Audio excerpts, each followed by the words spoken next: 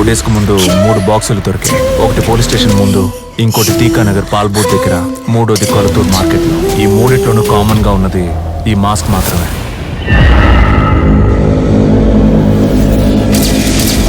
గుర్తుపట్టగలిగారు sir?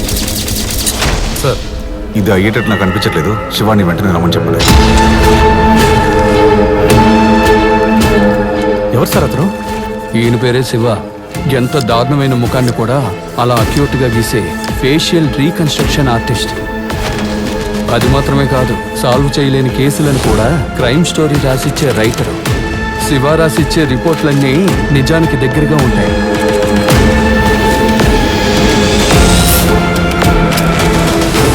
Dog ద్వారా కూడా lead దొరకకూడదని body మొత్తం పర్ఫ్యూమ్ చల్లేస్తున్నారు. నువ్వు గీసిందే. ఈ అమ్మాయి ముఖం ఏ మిస్సింగ్ కేసు ఫైల్లోనూ ఇంతవరకు మ్యాచే కాలేదు. ఒకవేళ కంప్లైంటే రాని కేసు అయి ఉండొచ్చు కదా సార్.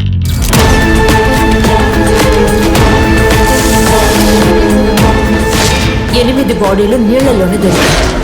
ఏ బాడీలోనూ ఇన్నర్ ఆర్గాన్స్ లేవు, కానీ పాతి పెట్టేటప్పుడు ఆర్గాన్స్ తోనే పాతి పెట్టారు. డెడ్ బాడీస్ ఆర్గన్స్ తో ఏం చేస్తారు?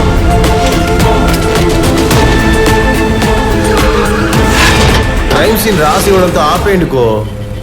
చేతులు సెపరేట్ గా, కాళ్ళు సెపరేట్ గా దొరికాయి. మనకి ఇది అవసరం మాకో. రాజేంద్రన్ సార్ నన్ను హెల్ప్ అడగకపోయినా ఈ కేసులో నేను ఉండేవాడిని.